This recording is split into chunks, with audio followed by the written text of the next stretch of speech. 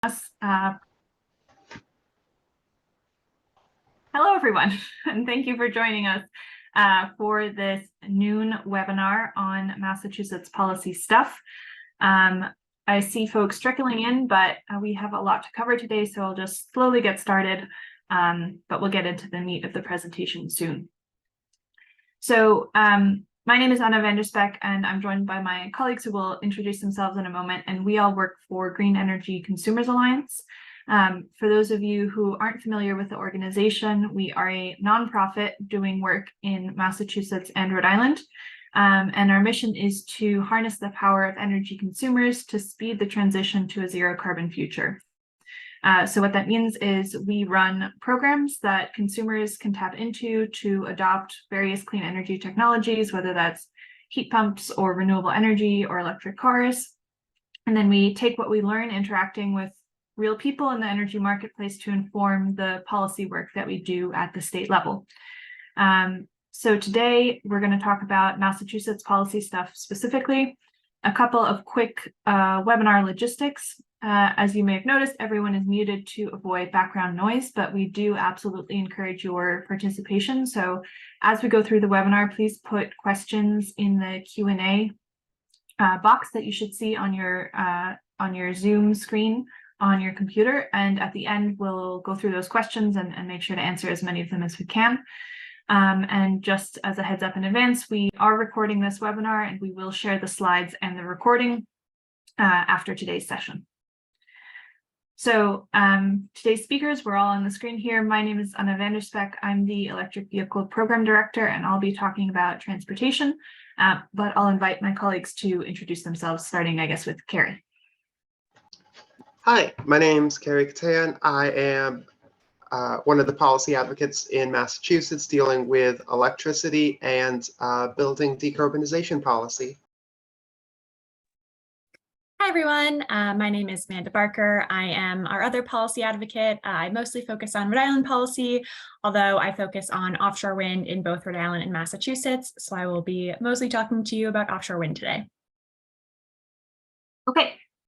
So with that, we can dive right in. So the outline that we're going to follow today is we're going to start by just giving some background information on the policy landscape in Massachusetts, and then we're going to dive into each of the three main sectors: electricity, buildings, and transportation. We'll talk about environmental justice, and then we'll talk about next steps and take your questions. So starting with background, Massachusetts is unique. Not solely unique, but pretty unique in that it actually has binding climate laws. So you might have heard us in previous webinars talk about the Global Warming Solutions Act or the climate law that passed just the other year. But basically, the Commonwealth is required to reduce economy-wide greenhouse gas emissions on a certain schedule. And the deadline that we really focus on in our advocacy work is that we have to reduce economy-wide greenhouse gas emissions 50% under 1990 levels by 2030. And we have to reach net zero emissions by 2050. We're pretty laser focused on that 2030 date because we know that action this decade is really crucial. So you'll see a lot of our work, whether we're in a webinar or in a blog post, tying everything back to that 50% by 2030 requirement. We advocate for clean energy policy both in the legislative and the executive branches. So we'll talk about both of those in each of the sectors today. And a lot of the things that we'll talk about on the executive side are really us following up on legislative wins from previous sessions, because we know that advocacy doesn't stop once a bill becomes law, but we really have to make sure we are keeping our executive agencies accountable to actually implement the laws that we've passed previously. So we'll talk about both of those things. And we'll talk about both of those things in each of three sectors that we focus most of our time on: electricity, buildings, and transportation. Each of those sectors is one of the largest sectors contributing to greenhouse gas emissions in Massachusetts, and each has a different target or required emissions reductions by 2030. So last year, the state came out with a clean energy and climate plan for 2025 and 2030.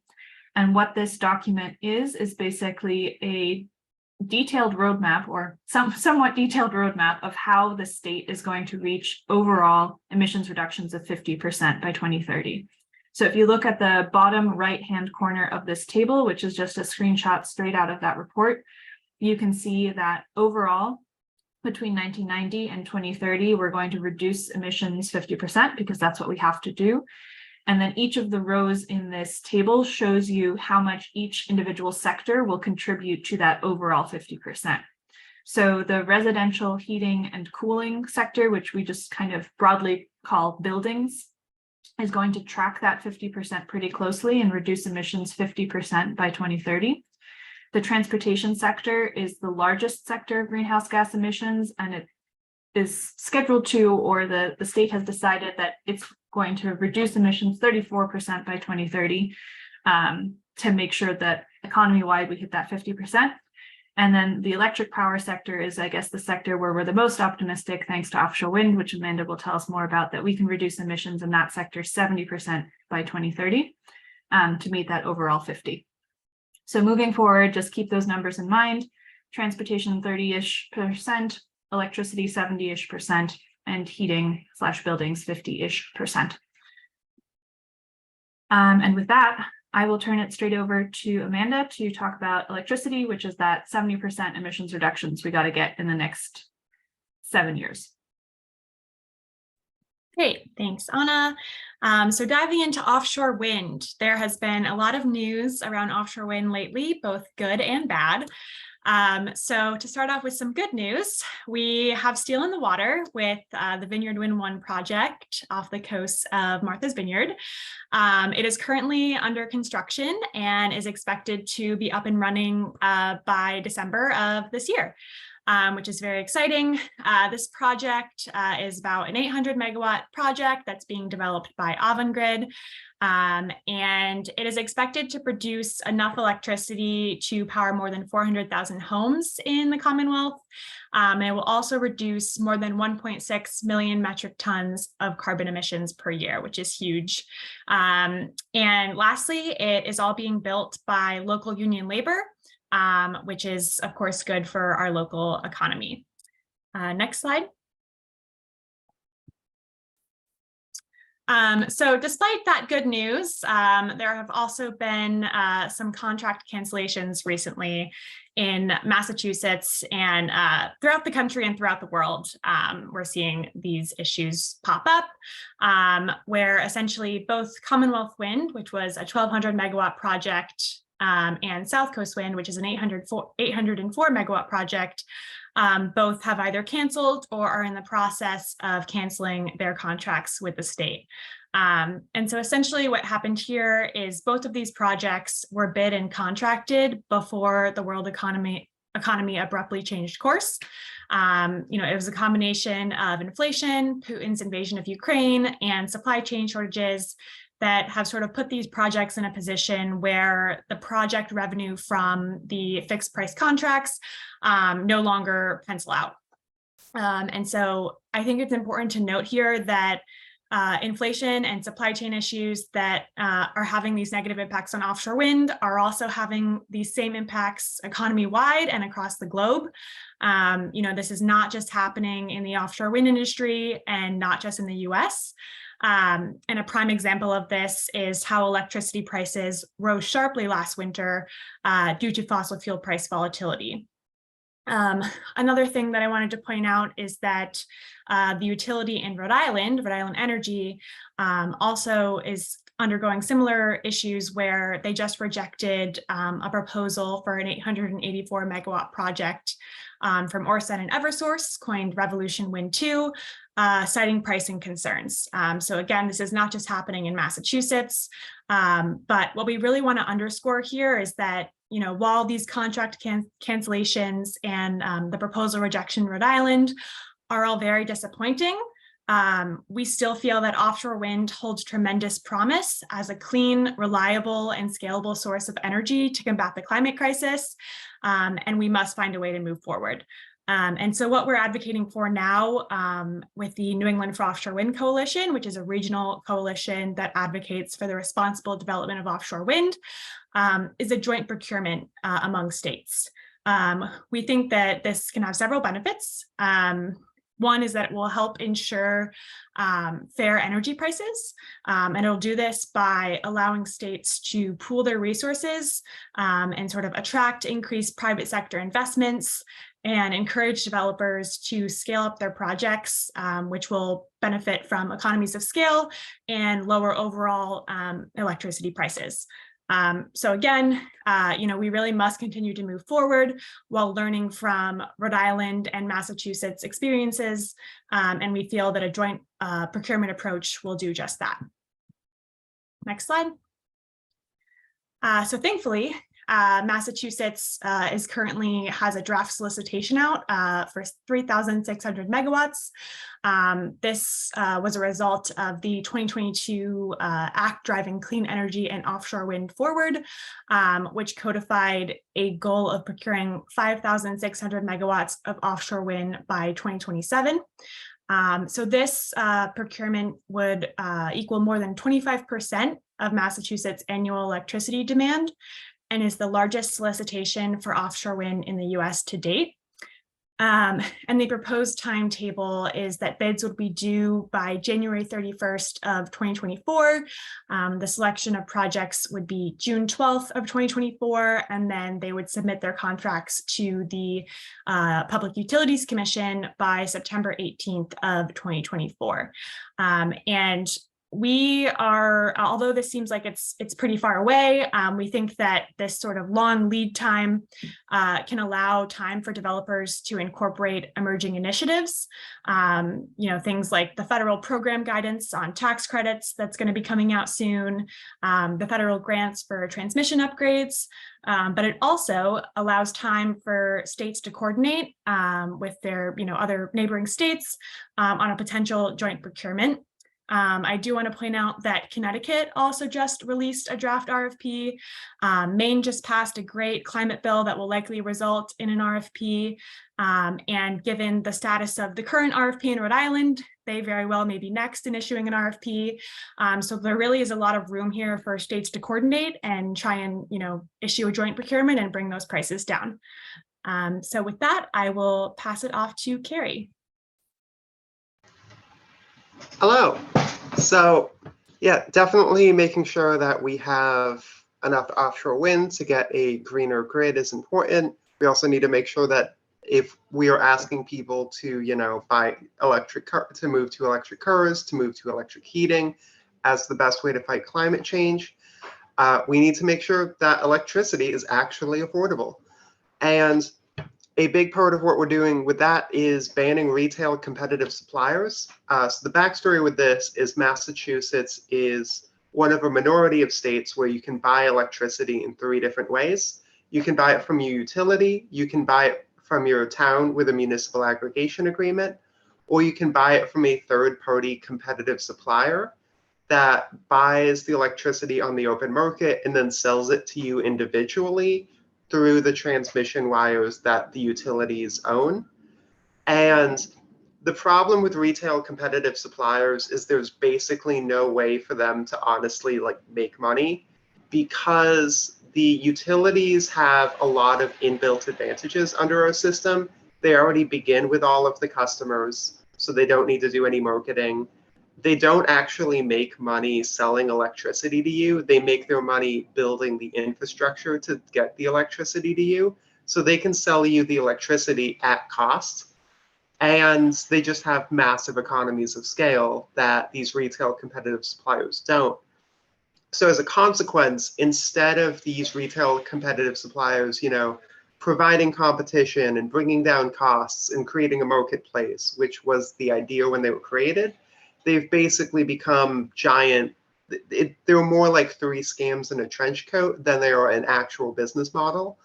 The Attorney General has been putting out reports, actually 2 Attorney Generals now, Maura Healey when she was AG, and now Andrea Campbell's continuing that, have repeatedly put out reports showing that they overcharge their customers considerably by tens of millions of dollars every single year compared to what they would be paying if people just bought electricity from their utility.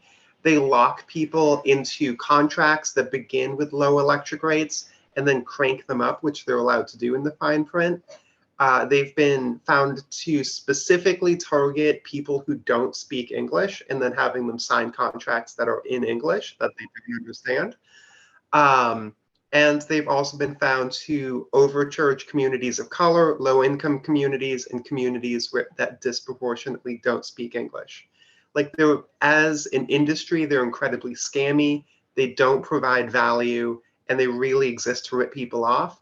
So banning these retail competitive suppliers is a great way to reduce electricity bills, to help low-income folks in particular, and just to protect people from scams.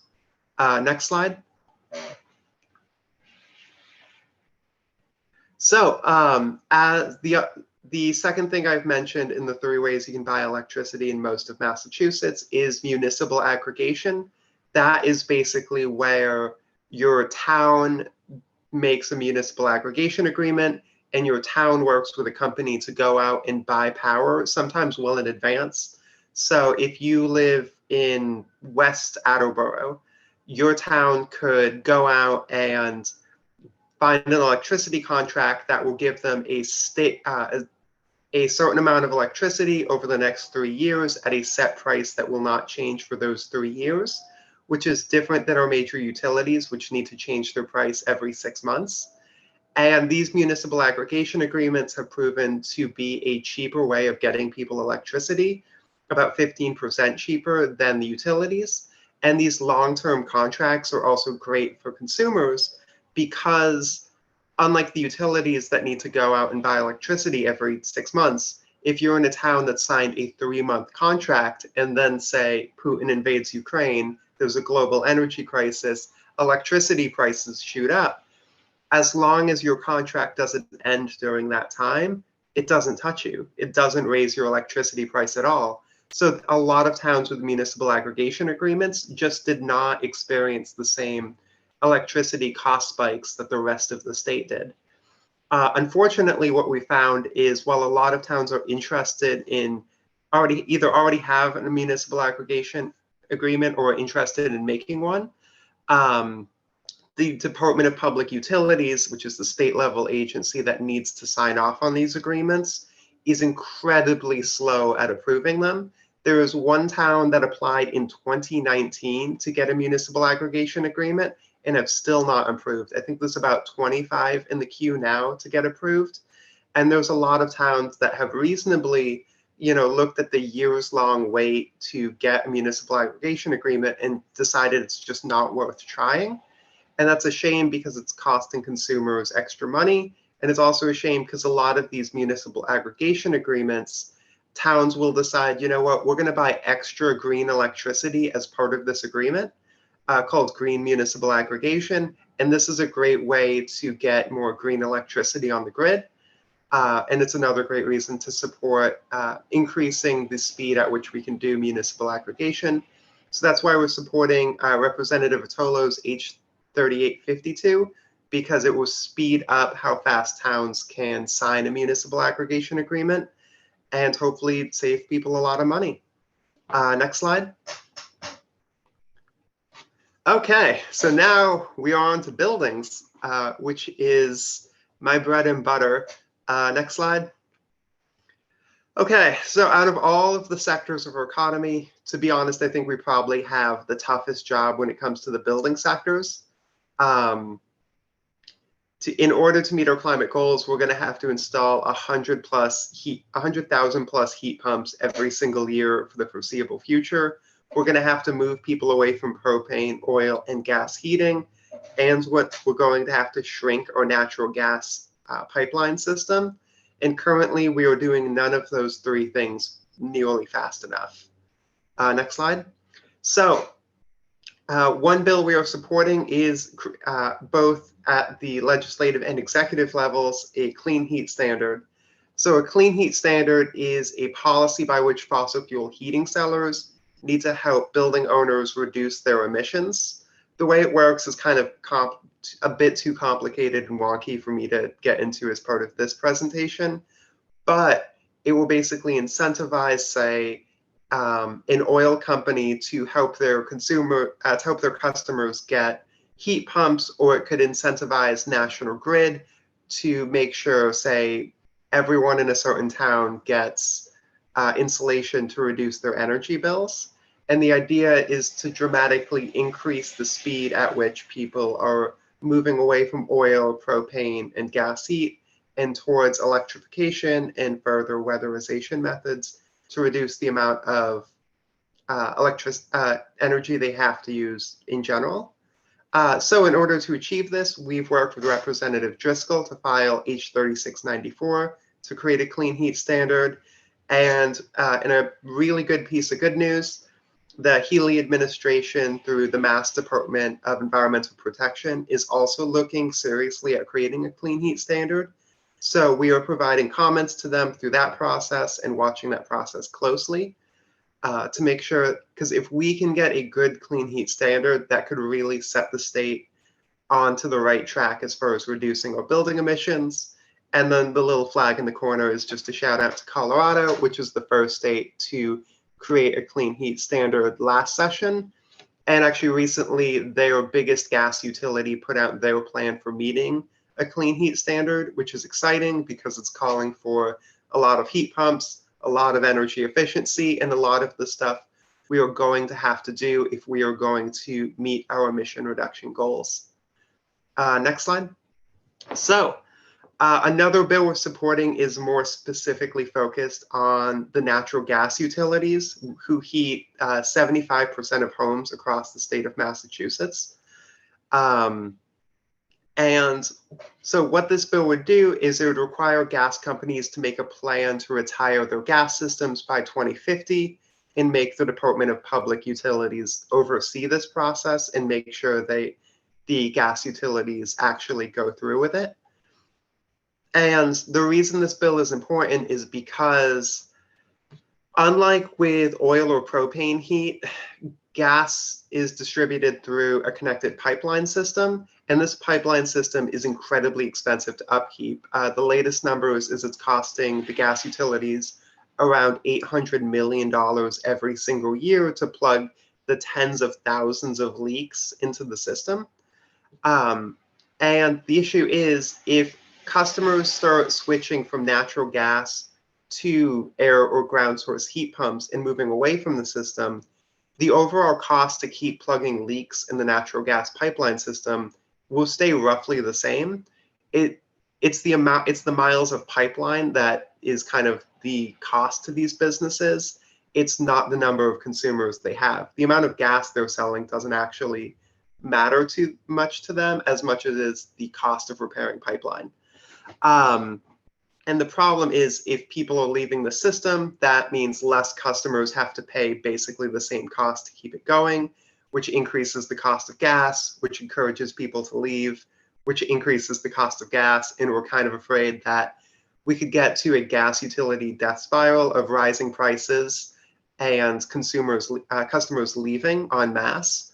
And we don't want that because that would be an incredibly chaotic way to get rid of the gas system, where instead we're hoping if we can have a coordinated plan where we can switch over neighborhoods in a way that makes sense in chunks and reduce the number of gas pipelines a steady amount every single year, we can protect the utilities basically from bankrupting themselves inadvertently, and reduce the cost of building decarbonization across the Commonwealth.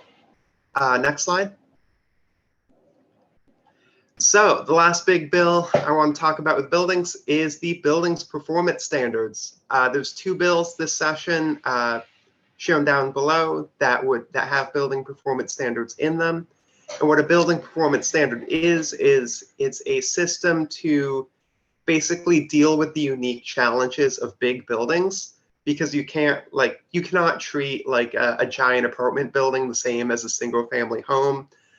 They're very different in how they operate, who you talk to, the best ways to decarbonize them. So a building performance standards requires these large buildings to reduce their emissions by a set amount every single year.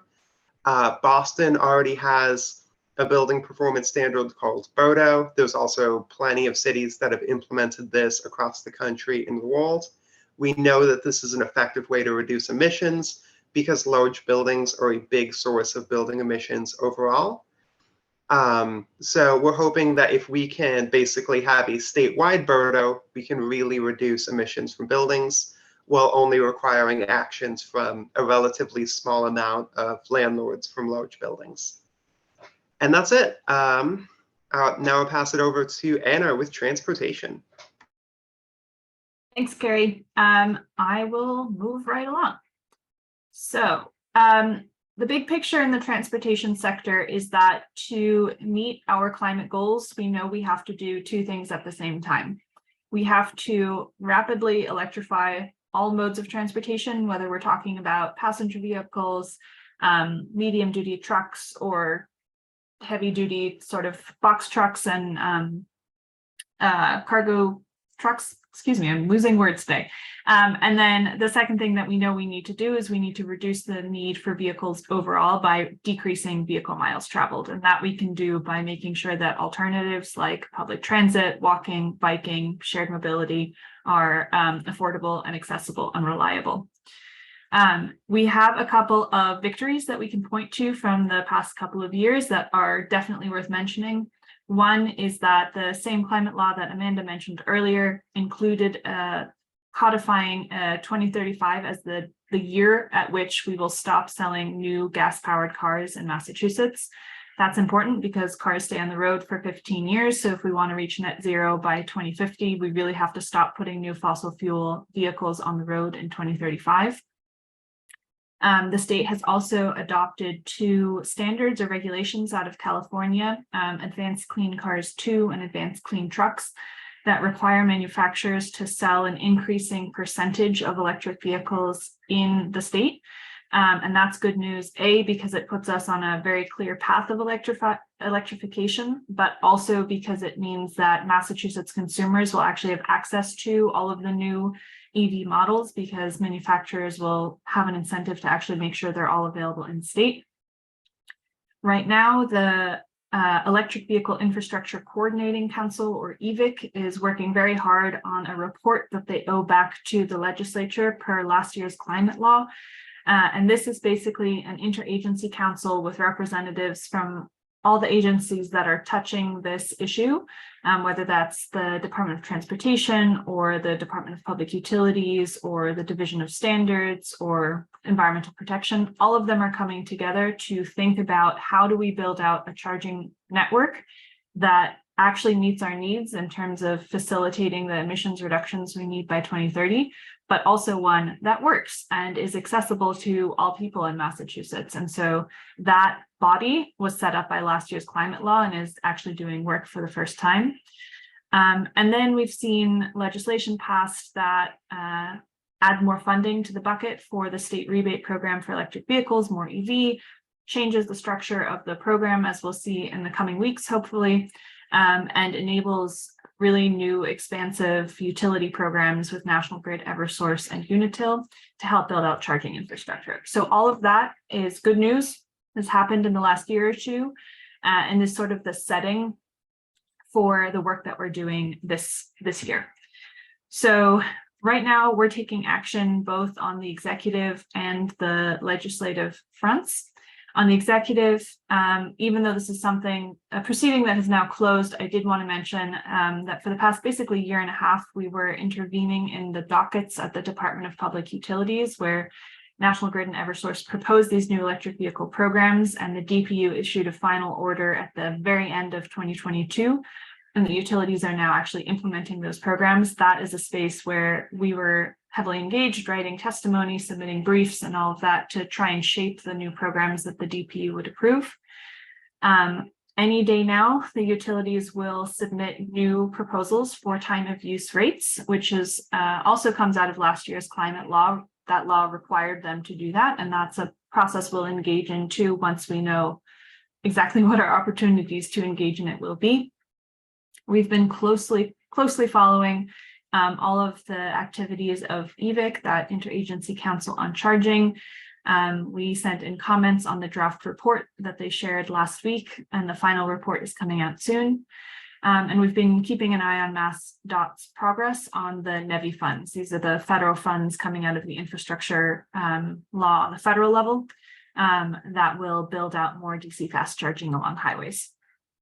But what we're going to talk about in the next couple of slides are the pieces of legislation that we either helped file or support and are looking to push forward this session. So the first is one that was filed by Senator Cream and Representative Owens, which would set up a fair funding stream for the electric vehicle incentives that we know we're going to need for a little while longer.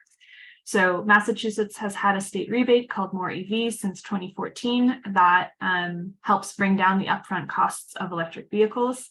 We know that that is a really important tool in the toolbox for advancing EV adoption. The Clean Energy and Climate Plan says that we need 900,000 electric cars on the road by 2030. Right now, we've got around 60,000, so we've got a long way to go in a short amount of time. At some point this decade, EVs are expected to reach cost parity or price parity with gas-powered cars, which basically means that the cost of producing the vehicles, and particularly the batteries, will have come down far enough that at the point of sale, they're the same price as an equivalent gas-powered car. Until that point, if we want to make sure that everyone has access to electric vehicles, we will need those upfront incentives. But we wanted to grapple with the question of how do we fund them in a way that is complementary and not competitive with all the other needs for funding in both the clean energy and the transportation space.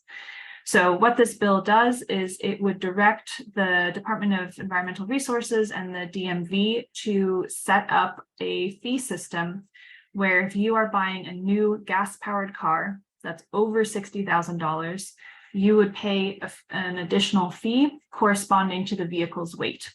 There's lots of data out there that shows that heavier vehicles are more expensive and also more polluting, not to mention more dangerous. So we think it makes sense to make that fee increase with weight. And all of the revenue gathered by this new fee system would be put into the electric vehicle incentive fund that last year's climate law set up and basically funds more EV. So we think that this is a good idea because it is a fee assessed on people who are most likely to be able to afford it and who are buying the vehicles that we least want on our streets. And that could complement the other sources of revenue that are currently used for that state rebate. So that is one of our first priorities. Another bill filed by Senator Keenan and then Rep. Owens again would direct the Department of Public Utilities to call for off-peak charging rebates from the electric utilities.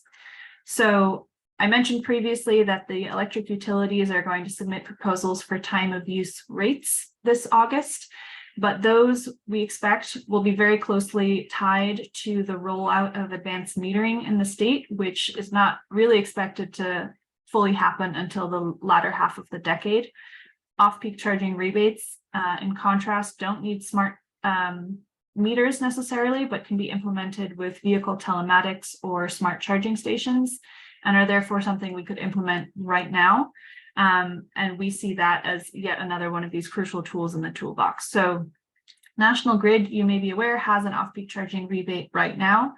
Eversource does not. So this bill would direct them both to implement one, but it also crucially lists all of the benefits of off-peak charging that need to be accounted for in that off-peak charging rebate. So right now, National Grid's off-peak charging rebate is 3 cents per kilowatt hour off in the winter and 5 cents per kilowatt hour in the summer. That is not a very large price signal, and it's only taking into account the differential costs of producing electricity off-peak versus on-peak.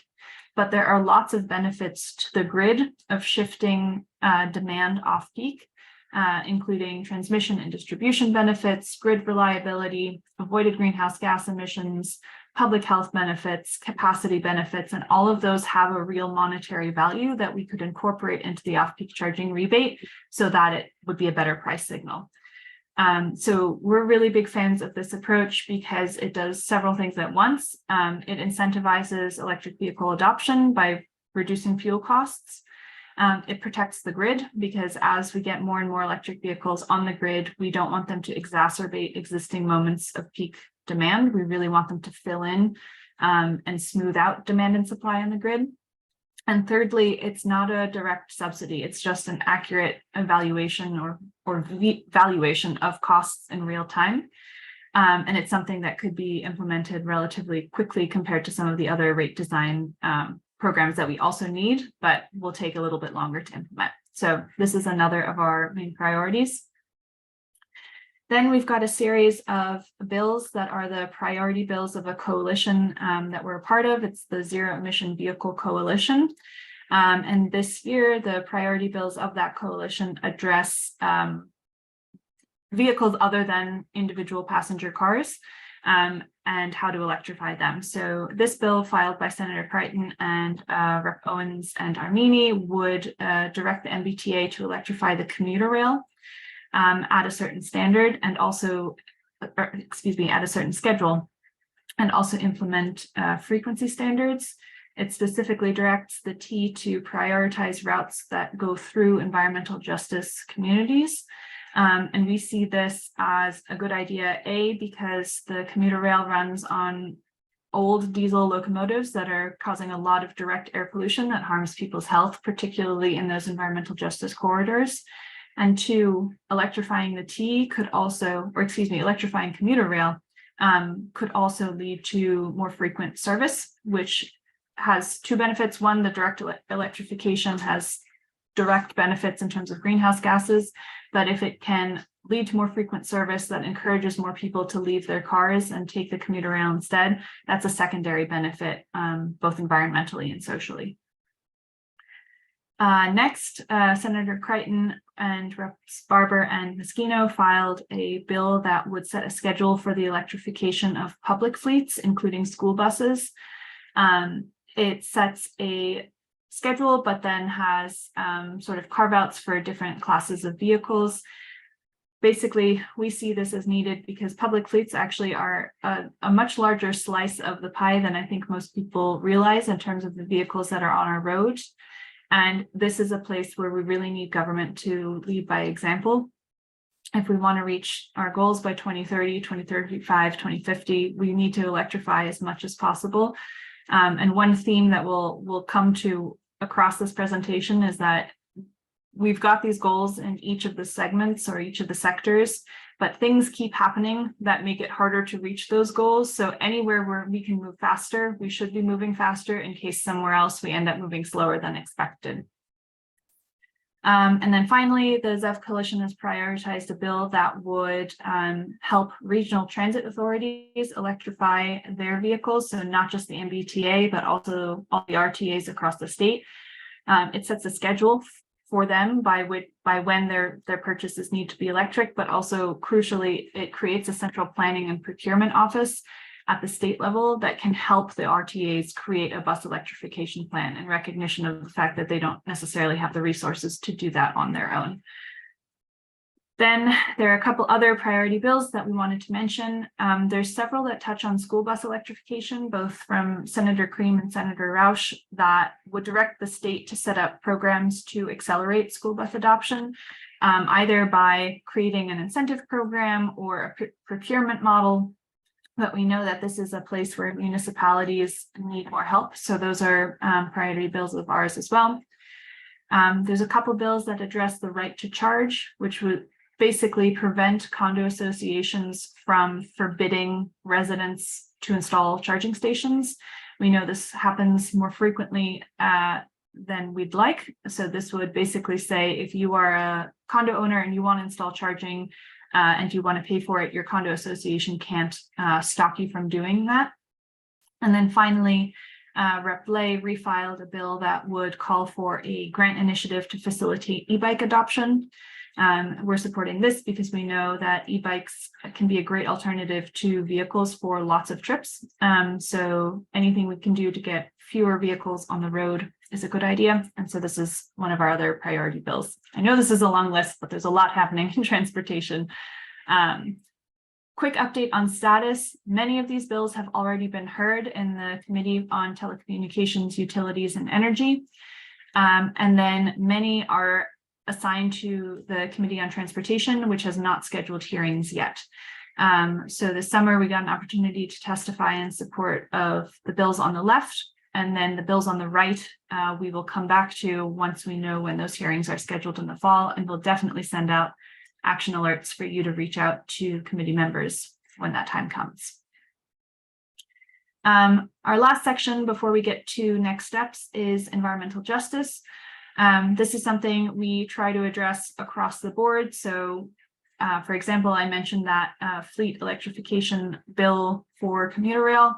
That would say, let's start with rails or lines that run through environmental justice populations in the state. We always look for carve-outs or bills that we support in each of the sectors to address these issues, but then there are a couple bills that we support that are exclusively focused on this topic. And both of them are the priority bills of the Mass Environmental Justice Table, which is a coalition of organizations that's hosted or convened by several of the environmental justice or frontline groups in the state. There's two main priority bills of that table this year. The first is this one, which addresses air quality. It was filed by Reps. Barber and Connolly and Senator Jalen. Basically, this bill has a lot of pieces, but the highlights are that it would expand outdoor air quality monitoring and set actual reduction targets in overburdened communities across the state.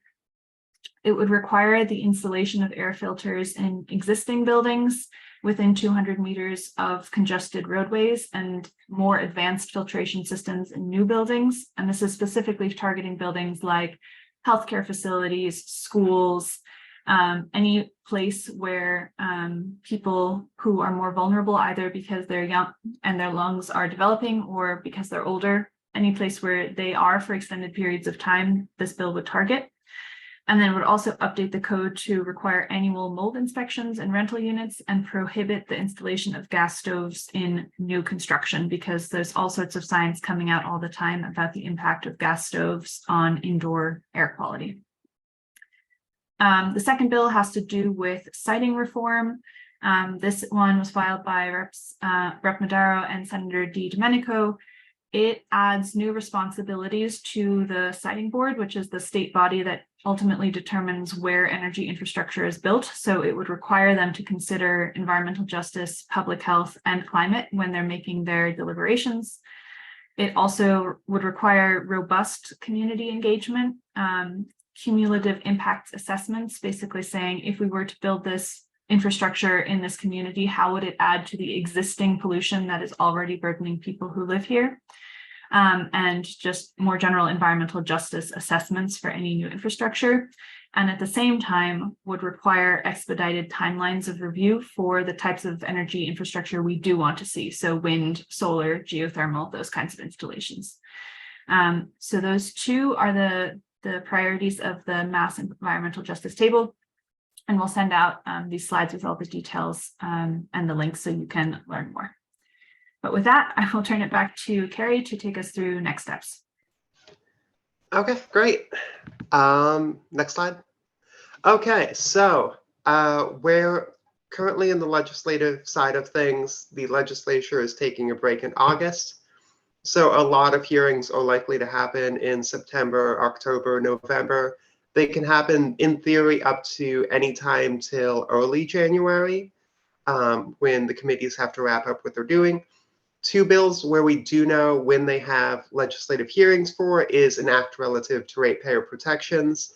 That's the one that would ban the scammy competitive suppliers. And then an act supporting electrical load aggregation. That's the one that would make the state sign off on towns' municipal aggregation plans in a faster manner than they've been doing. So if you'd like to testify or send in written testimony on those two bills, that's when you can do it. And if you would like to stay up to date and receive action alerts, you can subscribe to our blog, which is linked below. And again, we're going to be giving out these slides after this presentation. Next. And then if you only take away one thing from this presentation, please let it be contact your lawmaker. You know, if a tree falls in the forest and no one hears it, doesn't make a sound, It's kind of the same thing with being an environmentalist if you don't call your lawmaker. It only takes a couple of minutes, and if there's any bills that we've talked about today that, kind of hit you where you're like, wow, we really should be doing this, or I can't believe we haven't been doing this for a decade, please tell your lawmaker that. It's a really effective way of getting them to take action, because that's how they know what their constituents care about, and they like doing things their constituents care about because they like being reelected quite a lot. So it only takes a couple of minutes. All you have to do is plan out what you want to say. It can be as simple as, my name is Bob Doe. I'm from your district in this town. I care about climate change. Support this bill. That's all it has to be. You can decide if you'd like to call, and if you call after hours, you could just leave a message, or you could email your lawmakers. There's a link on this slide. So you can find your state representative and state senator's contact information. You can also, on this website, see what bills they've already co-sponsored.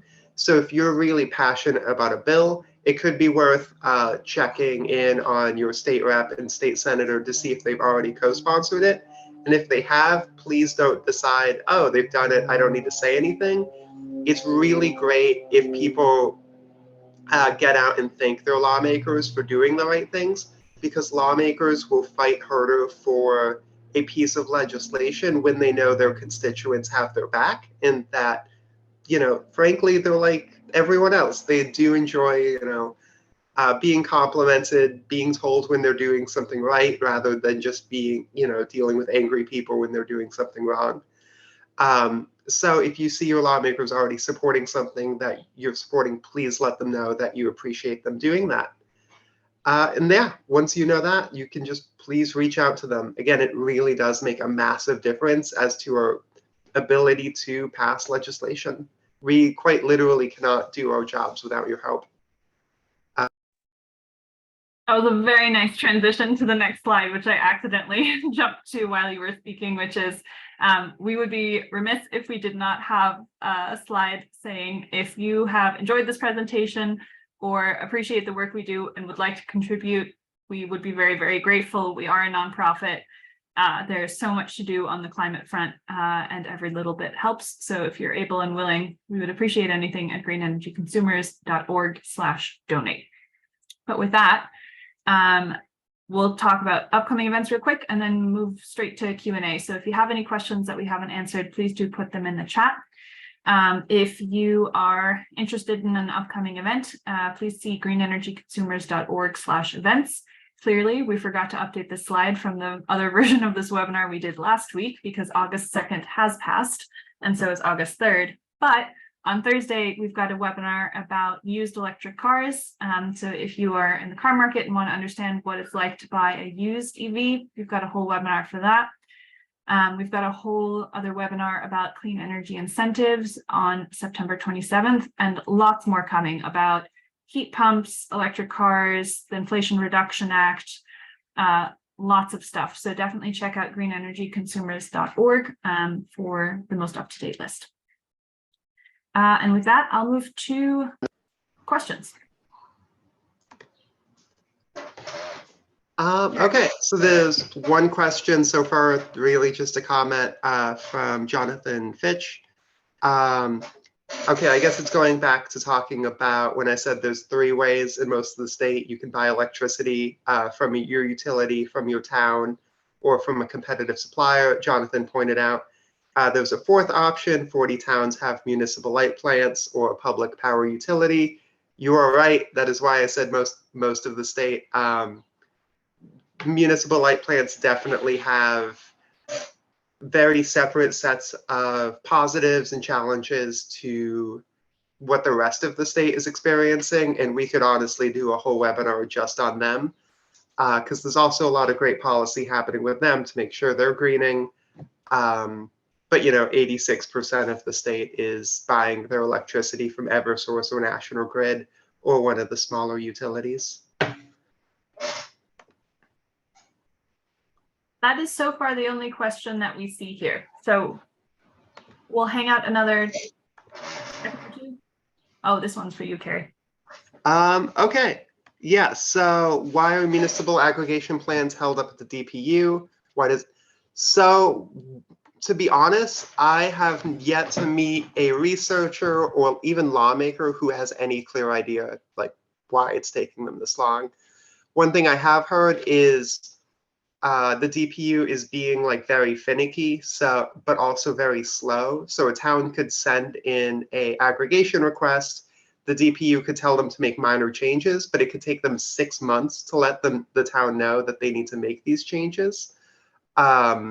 So that's really just slow. All these like small requests that have months in between.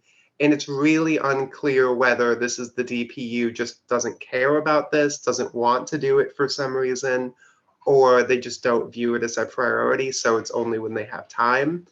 Regardless of what their reasoning is, we need to like get them to be signing off on things a bit faster than they are.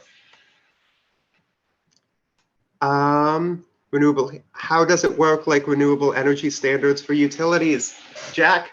Yeah, so Jack asked, how does it work? Is it like a renewable energy standard for utility? And exactly, the people who created the clean heat standard took the logic that's worked with the renewable portfolio standards that have been popular across the country and including in Massachusetts since 2003 and applied it to buildings. And for people who don't know, basically a renewable portfolio standard is a requirement that electric companies have a certain amount of clean electricity in the grid. So if you're Eversource Energy and you're selling electricity and you need to have a certain amount of electricity, you prove to the state that you are meeting this requirement by having renewable energy credits called RECs. And these RECs are generated by like clean sources of power. So like a solar farm is generating renewable energy credits, wind turbines are. And because utilities need to have a certain amount of these, that gives these RECs a lot of monetary value. So if you are selling, if you own a solar farm or you're thinking of building a bunch of wind turbines, you can not only make money selling the electricity itself, but also the renewable energy credits to the utilities that have to buy them. And that's really been really successful at drastically decreasing the amount of emissions we are getting from the electricity sector and encouraging wind and solar development, even in places like New England, where we don't have as much land and we don't have as much sunshine as other parts of the country.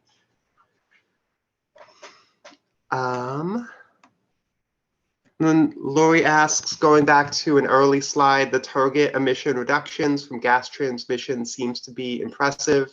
Where are we now in 2023 in gas emissions? So actually, Lori, the gas distribution, that's where we actually are with reducing emissions from the gas system is kind of hotly debated because the state has been pretty bad at there's a lot of evidence that the state is bad at accurately measuring the amount of natural gas emissions, and that in fact our natural gas pipeline system, because parts of it are literally 100 years old, is not only kind of dangerous and, we have stuff like the Merrimack Valley disaster, but it's also leaks at a much higher rate than we currently account for. So whether the gross emissions from the natural gas distribution service actually are that much better is up to debate. They could be a little better because about a decade ago, we started having the GSEP, the Gas System Enhanced Replacement Program, or something like that. And what GSEP does is it gives the gas utilities more money to plug leaks than they had before. So that brought emissions down from that a little bit because methane is a really potent greenhouse gas. The problem with GSEP, though, is it's the reason why we're spending almost $1 billion every single year fixing gas leaks. So yeah, it's how much emissions we're getting from the natural gas system and how much it costs to reduce them is kind of a big source of debate right now, even among researchers. One thing I'll add to that is that if I broaden the question to talk about all of the sectors, we're always several years behind in terms of the latest data. So in the Clean Energy and Climate Plan, there's a very similar chart to this one, where there's a column for 2020, where they show where the state is or was in 2020 emissions. And I thought it was this screenshot, but it's actually a very similar separate graph that we can link to in our follow-up email. But in the transportation sector, for example, I know that in 2020, the emissions were somewhere around 18 or 19 or 17% under 1990 levels already, because it was a pandemic and nobody was driving anywhere. And so in the Clean Energy and Climate Plan, there's a whole section basically acknowledging, like, look, we know emissions look like they're really down in 2020, but that's really a fluke. It'll go up again, and we can hope that we bring it down again this much by 2025. But otherwise, if you look at the data on the state websites, it's usually like three or 4 years behind, which is unfortunate, but at least you can see a trend line over time in general.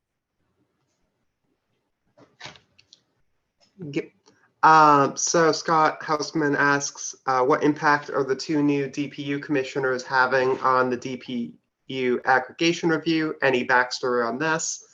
As I said before, we don't really know what's holding up the DPU. Hopefully the 2 new DPU commissioners speed up this process and fix whatever is the issue in the DPU, because again, it's unclear exactly why they're being as slow as they are. But at any rate, even if the 2 new commissioners are absolutely great, it's good if we can pass language making sure this can never happen again, even if, you know, at some point in the future, we end up with new DPU commissioners who are not great about aggregation and don't want towns to have it. If we can pass this legislation, we can protect ourselves, you know, in perpetuity from this situation repeating itself.